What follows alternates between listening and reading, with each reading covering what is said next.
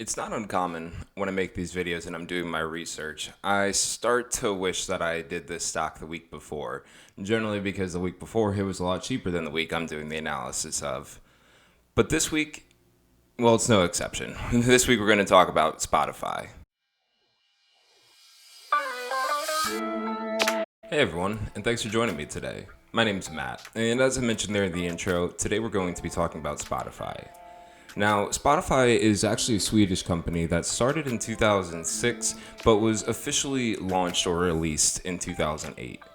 The idea for Spotify really came around from other music services in the early 2000s, most notably would be Rhapsody and Napster. It initially was focused solely on European countries for where it would be providing its service, and that is actually one of the reasons why people believe that it's such a big company and has such a big brand recognition.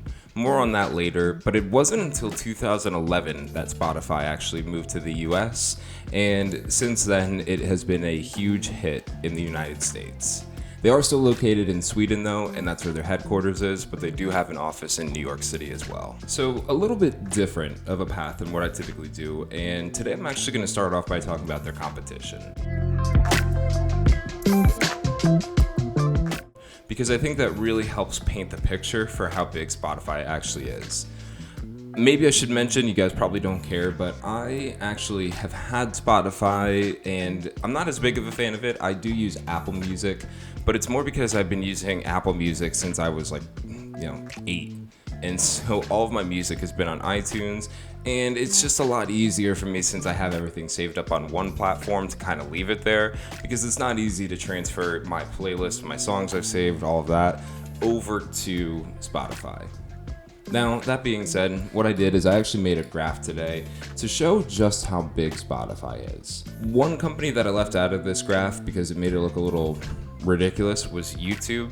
So with YouTube, they actually have 1 billion users, but only 20 million people for their paid service, which makes sense. With Google, you type in a song, usually a YouTube link comes up. So I don't think that's like 1 billion active users for the YouTube music, but just something worth mentioning here. So if we take a look here, I broke this down into 2 separate categories. So it compares both the free users, or as they like to call it, freemium, as well as the paying users for the service. And you'll see right away, Apple and Amazon don't have a free service, so theirs are only based off of the paid subscribers.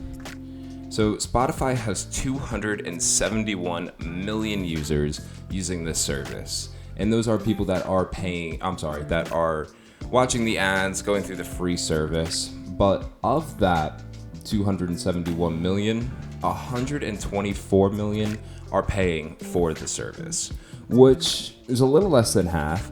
But for $10 a month or whatever they're charging right now, that's a lot of people watching this. And I like that they offer it to both kind of platforms, or a paid and a free service, because that's 2 ways for them to get revenue. So it allows for people to start using the service. Yeah, it's a toned down version of what the paid subscribers get, but they're going to make money from the ad revenue from there. Also too, they have a really high conversion from people that start with the free service but ultimately end up moving to the paid service once they find it something that they actually utilize often, and get annoyed with the limited clicks you can have, or skipping songs, the number of ads that you'll have. And so they do a really good job of just keeping everybody on that platform. And a lot of people actually go from that 3-month free trial to just staying with the service because they enjoy it so much. Apple comes in at number 2 at 60 million paying users. So even though Apple comes in at number 2 when it comes to this music service, they're less than half of what Spotify has. So clearly going to show that the user base is nowhere near as large with Apple as it is with Spotify. And considering how many people have iPhones, I actually thought that number was a little weird or interesting to see, because everybody has an iPhone. You have it built, you have the music thing built into your phone. And one of my other arguments was, I just don't need another app on my phone. I don't need something else taking up space, which is why I kind of for a long time stuck with Apple. Clearly goes to show I'm one of few that actually think that way. And a lot of people, iPhone, Android, regardless what you have, are still using Spotify. Next, we could take a look here at Amazon. So their 55 million is a little skewed. I don't think the number's as impressive as it looks, being only 5 million less than Apple. And that's because that 55 million includes people that have Amazon Prime. So that's not active users. That's not people that actually use it. It's a mix of the active and paying users just for Amazon Music, as well as those with Prime. So take that into consideration as well. And lastly, Pandora. So Pandora, still to my surprise, has about 63.5 million people using their free service, which again, they can make money from ads, limit the number of songs you skip, all that stuff. So that's okay. But only 6.2 million people are actually paying for Pandora. And honestly, I thought by now Pandora would have been acquired by somebody else, but we're doing an analysis on Spotify today, not Pandora, so I'll move on from the competition.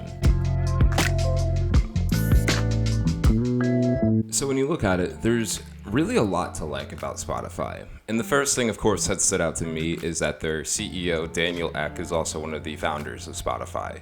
I've mentioned this before, so I'll just briefly say, if you haven't seen already, I love companies that are founder-run because they treat it like their baby and they have a lot of care towards it, where generally they tend to care about it a little bit more than somebody who might just be stepping in from an outside company and really just focusing on the shareholders. The next thing that stood out to me about Spotify, and a statistic I really like to see, was they have a very high retention rate. Now, admittedly, this number seems to be a little bit all over the place when you look at it, and depending on which news source you get it from, but I did find it seems like Spotify has a retention rate of over 80%.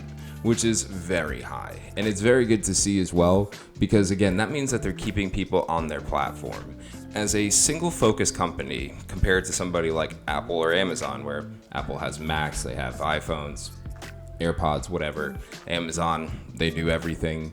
For a single focus company like Spotify, a retention rate is going to be huge because they don't really have additional sources of revenue. They have paid services and they have advertisements, and that's about it. So they really need to keep as many people on their platform as they can, because it can get expensive trying to continually acquire more and more users. And speaking of growth in users, they are still growing very rapidly. They have a 32% increase in users year over year, and they have a 30% increase in premium subscribers year over year. So it's good to see that this company is continuing to grow, and even though people are signed up for it, they're still bringing their friends along. They're still finding new customers along the way. So it's good to see such significant growth again in such a single focus company. And as kind of the graph showed, but it's just worth mentioning, well, not kind of, the graph did show this, they have a significant portion of the market share when it comes to this music streaming service. So that's always a good thing to see again as an investor. They also pair up really well with big corporations. And the best example I would have for that would be Microsoft. So I have an Xbox, I play Xbox, I got Xbox Live. And part of having Xbox Live, and actually what let me try Spotify and kind of stick with it for a few months, was that they were offering 6 months of free Spotify for anybody using Xbox Live. Now, I don't know how the payment breakdown of that kind of worked between Spotify and Microsoft, nor do I really care, to be honest, but it's good to see that they're working with somebody like Microsoft, because that's a very strategic decision on their end. Because if you have Spotify, if it's something you use often and you like listening to music at your house, well, Alexas don't have the best speakers, and your TV might be hooked up to a sound bar with like surround sound and everything. And so if you could just right from your Xbox pull up Spotify and play the same playlist, or even use your phone to pull it up on your Xbox, then I think that's going to be a great advantage. And that just almost gives somebody another reason to hold on to it, because they say, oh, well, when we have company over, I'll just throw on Spotify on the TV and we can listen to it through the surround sound. It was a very strategic decision on their end to work with somebody like Microsoft. I know Apple's given them a hard time. I think that would have been another one. And they do this with so many other companies. I feel like I'm always seeing 6 months free of Spotify. So I think that's a smart decision, again, because it's just a way to incentivize people to come to their platform. When it comes to acquiring customers, their customer acquisition cost is actually less than half of what Netflix's is. Netflix is charging, or it costs them about $59 for each customer they acquire. Spotify is $25. So a little less than half, but that's huge when you're trying to take such a large portion of the market, because Spotify does have other expenses that I'll talk about later that takes up a lot of their revenue. And lastly, for what I like, this will kind of feed into the next segment where I talk about growth. But Spotify has proved themselves as being a powerhouse and a place where musicians need to be. And there's two examples that really stand out, and I'm sure you know where I'm going with this. Taylor Swift and Jay-Z both left the platform, I think for different incentives. I know Taylor Swift's was money driven. I think Jay-Z's might have had to do with title. But ultimately, both artists ended up back on Spotify because they realized they were just missing out on a huge opportunity for extra revenue. And so it really goes to show the power that Spotify has, where people have said, no, we don't need it. We're gonna, stick to selling CDs or work with Apple or something. And sure enough, they came back. So that really goes to show just how big of a company Spotify is and the potential that they have moving forward. So for a company as successful as Spotify, why are they not profitable? Well, that really has to do with their growth. And I'll put this lightly, but they're learning from the mistakes that Pandora already made for them. And I know I've said in the past that I like companies with that more singular focus when it comes to their business strategy plan, where they're headed, and all of that. But not all the time is it good to have such a single focus, and I personally believe that was the downfall to Pandora, is the radio thing just didn't have as many features as people needed, and sometimes it really just pays to add on a few additional features. I think probably the biggest feature that they have been expanding on is podcasts.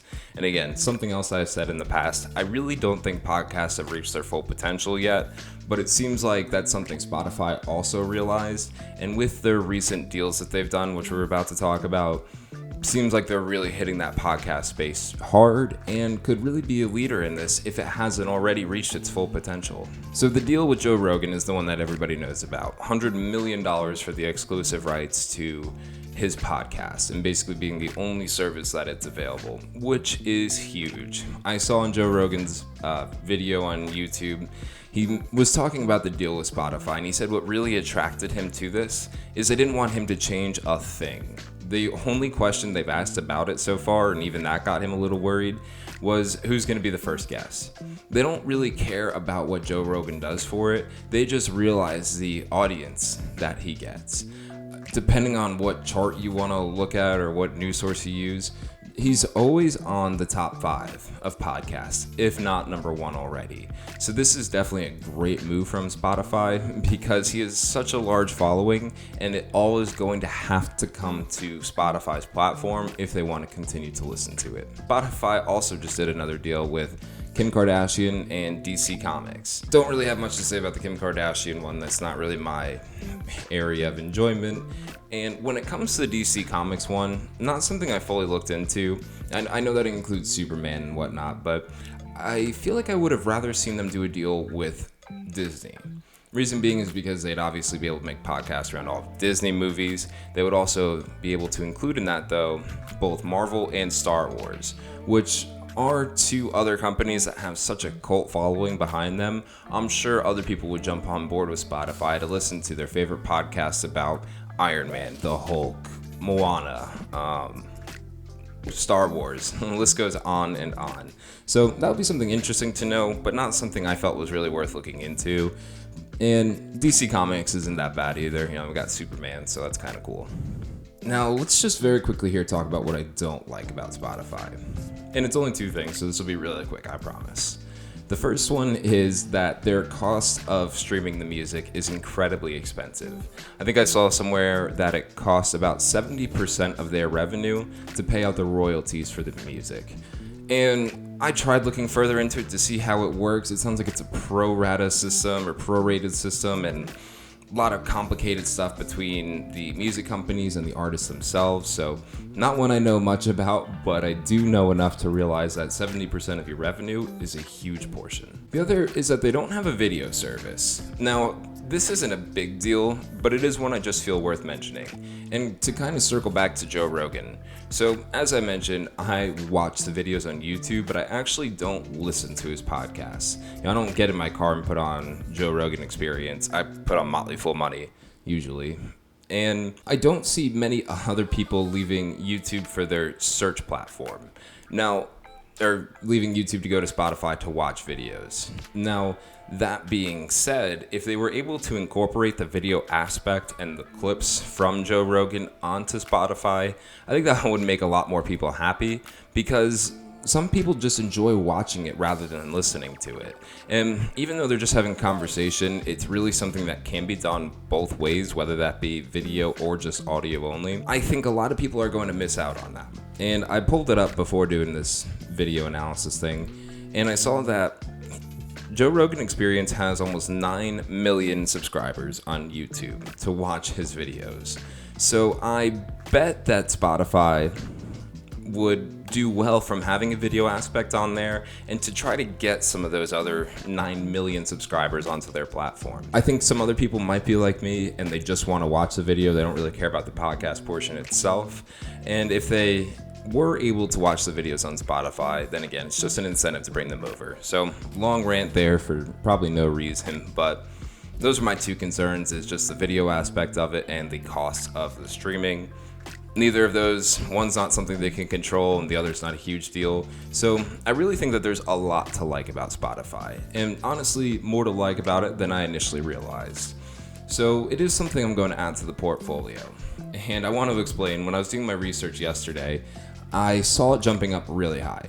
So I did actually go ahead and buy 10 shares of it yesterday, which was a mistake. The market's taking a little bit of a hit today, and we're just going to buy the additional 10 shares now while it's kind of going down and add that to our portfolio to give us an exposure of 20 shares of Shopify into this portfolio. So let me go ahead and do all that, and I'll take a screenshot because we can't screen record anymore.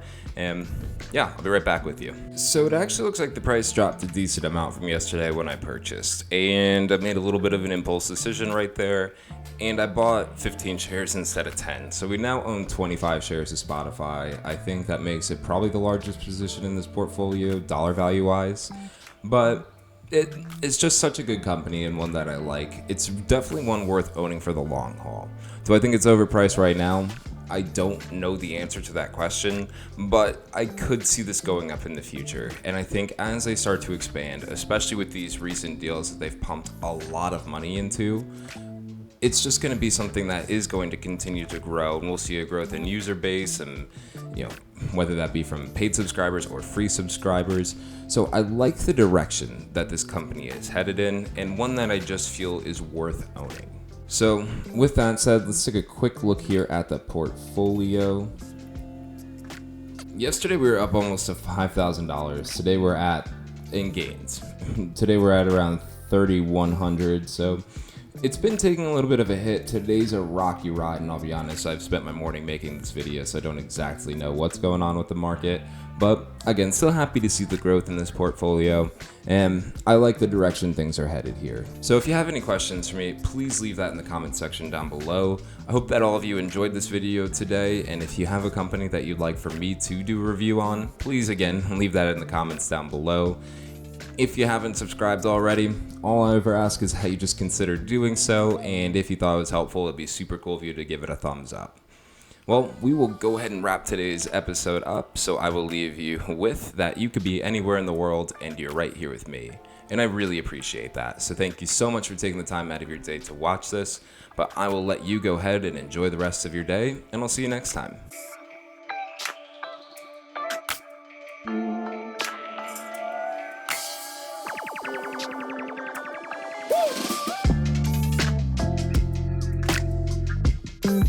Woo!